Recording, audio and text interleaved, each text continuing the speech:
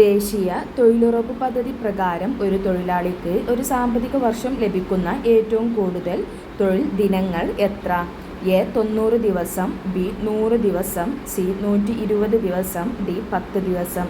ദേശീയ തൊഴിലുറപ്പ് പദ്ധതി പ്രകാരം ഒരു തൊഴിലാളിക്ക് ഒരു സാമ്പത്തിക വർഷം ലഭിക്കുന്ന ഏറ്റവും കൂടുതൽ തൊഴിൽ ദിനങ്ങൾ എത്ര?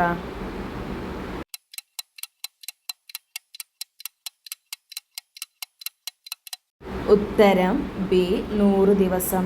ദേശീയ തൊഴിലുറപ്പ് പദ്ധതി പ്രകാരം ഒരു തൊഴിലാളിക്ക് ഒരു സാമ്പത്തിക വർഷം ലഭിക്കുന്ന ഏറ്റവും കൂടുതൽ തൊഴിൽ ദിനങ്ങൾ 100 ദിവസമാണ്. കേരളത്തിലെ ആദ്യത്തെ ശിശു സൗഹൃദ ജില്ല ഏത്?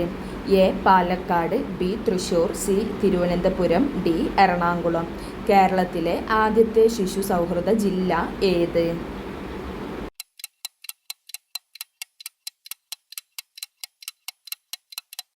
ഉത്തരം ഡി എറണാകുളം. കേരളത്തിലെ ആദ്യത്തെ ശിശു സൗഹൃദ ജില്ല എറണാകുളമാണ്. സമത്വ സമാജം എന്ന പരിഷ്കരണ പ്രസ്ഥാനം ആരംഭിച്ച സാമൂഹിക പരിഷ്കർത്താവ് ആര്? എ വൈകുണ്ഠസ്വാമികൾ, ബി ചട്ടമ്പി സ്വാമികൾ, സി വാഗ്ഭടാനന്ദൻ, ഡി അയ്യങ്കാളി. സമത്വ സമാജം എന്ന പരിഷ്കരണ പ്രസ്ഥാനം ആരംഭിച്ച സാമൂഹിക പരിഷ്കർത്താവ് ആര്?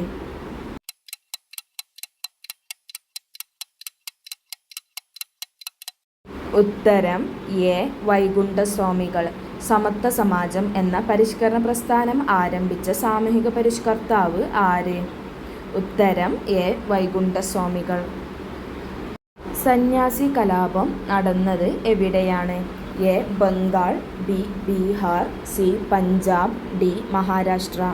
സന്യാസി കലാപം നടന്നത് എവിടെയാണ്?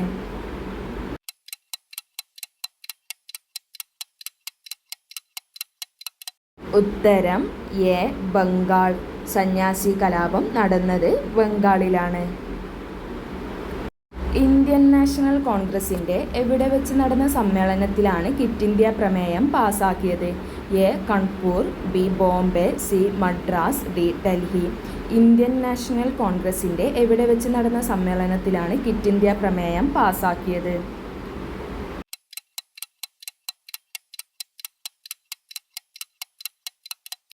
ഉത്തരം ബി ബോംബെ. ഇന്ത്യൻ നാഷണൽ കോൺഗ്രസിൻ്റെ എവിടെ വെച്ച് നടന്ന സമ്മേളനത്തിലാണ് ക്വിറ്റ് ഇന്ത്യ പ്രമേയം പാസാക്കിയത്? ബോംബെയിൽ വെച്ചാണ് ക്വിറ്റ് ഇന്ത്യ പ്രമേയം പാസാക്കിയത്. ഏഷ്യാറ്റിക് സൊസൈറ്റി ഓഫ് ബംഗാൾ സ്ഥാപിച്ചതാരാണ്? A Warren Hastings, B M G Ranade, C William Jones, D Rabindranath Tagore. Asiatic society of Bengal സ്ഥാപിച്ചത് ആരാണ്?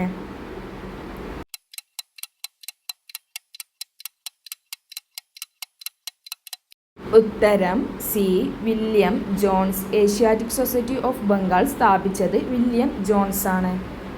മൗലികാവകാശങ്ങളിൽ ഏതെങ്കിലും ലംഘിക്കപ്പെടുന്ന പക്ഷം അവ പുനഃസ്ഥാപിച്ചു കിട്ടുന്നതിന് അനുച്ഛേദം 226 പ്രകാരം ഏത് കോടതിയെയാണ് സമീപിക്കാൻ കഴിയുന്നത്? എ സുപ്രീം കോടതി, ബി ഹൈക്കോടതി, സി ജില്ലാ കോടതി, ഡി ഇവയൊന്നുമല്ല. മൗലികാവകാശങ്ങളിൽ ഏതെങ്കിലും ലംഘിക്കപ്പെടുന്ന പക്ഷം അവ പുനഃസ്ഥാപിച്ചു കിട്ടുന്നതിന് അനുച്ഛേദം 226 പ്രകാരം ഏത് കോടതിയെയാണ് സമീപിക്കാൻ കഴിയുന്നത്?